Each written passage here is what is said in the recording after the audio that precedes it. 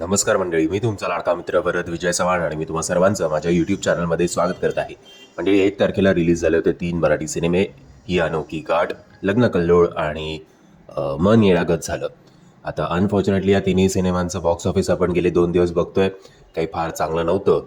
आणि काल सोमवार वर्किंग डे असून या सगळ्या सिनेमांची अग्निपरीक्षा होती. कारण काल जरा जरी डिसेंट किंवा ॲव्हरेज कलेक्शन संध्याकाळच्या शोजमध्ये किंवा रात्रीच्या शोजमध्ये याचं झालं असतं तर आज कदाचित याला हा सिनेमा सिनेमागृहांमध्ये टिकून राहिला असता.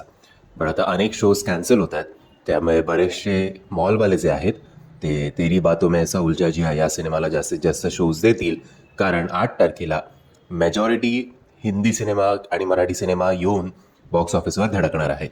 त्याच्यात प्रमुख असेल अजय देवगणचा शैतान. आणि शैतान या सिनेमासाठी मी सुद्धा उत्सुक आहे, खोटं नाही बोललं. बट शैतानबरोबरच जसं जसं मला जमेल तसं मराठी सिनेमांचे रिव्ह्यूजसुद्धा मी तुमच्यावर आणेन. कारण मला असं वाटतंय की 3 किंवा 4 मराठी सिनेमे का 5 मराठी सिनेमे 8 तारखेला रिलीज होणार आहेत. एनिवेज, कालचं बॉक्स ऑफिस कलेक्शन जे आपल्यासमोर आलं आहे ते मी तुमच्यासमोर सादर करू इच्छितो. पुन्हा एकदा एक रिमाइंडर की हे कलेक्शन खरं असेलच असं नाही, कारण मराठी सिनेमांना कुठल्याही प्रकारचा ट्रेड ॲनालिस्ट नसतो. लग्न कल्लोळ आणि मन येडागत झालं या दोनही सिनेमांनी पहिल्या 4 दिवसाचं मिळून 15 लाख एवढं पण कलेक्शन केलं नाही आहे असं अनेक साईट्स म्हणत आहेत. ही दुर्दैवाची गोष्ट आहे. खरं तर मला लग्न कल्लोळ जास्त केलं असावं असं मला वाटतंय. ॲटलिस्ट 30 ते 40 लाख या सिनेमांनी केलेले असावे, कारण सिद्धार्थ जाधव सरसारखे स्टार आहेत त्याच्यात. त्यामुळे एवढं कमी कलेक्शन असं मला तरी वाटत नाही आहे. बट माहिती नाही, आशा करूया की असेल चांगलं.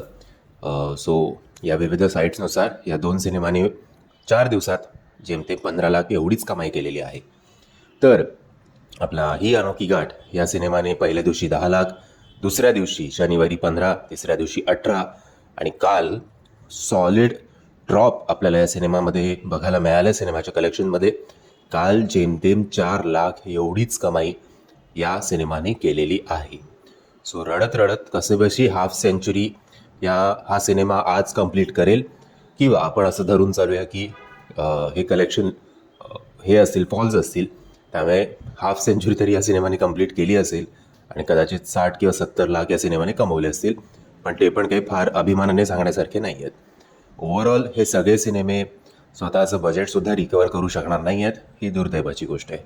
सो आता जेव्हा केव्हा हे सिनेमे OTTवर येतील तेव्हा तरी आपण त्यांना सपोर्ट करूया, ही तुम्हाला या व्हिडिओच्या मार्फत मी विनंती करतो. मंडळी, मी आशा करतो तुम्हाला हा व्हिडिओ इन्फॉर्मेटिव्ह वाटला असेल. जर तुम्हाला हा व्हिडिओ आवडला असेल तर प्लीज या व्हिडिओला लाईक, शेअर आणि चॅनलला सबस्क्राईब करायला विसरू नका. जय हिंद, जय महाराष्ट्र.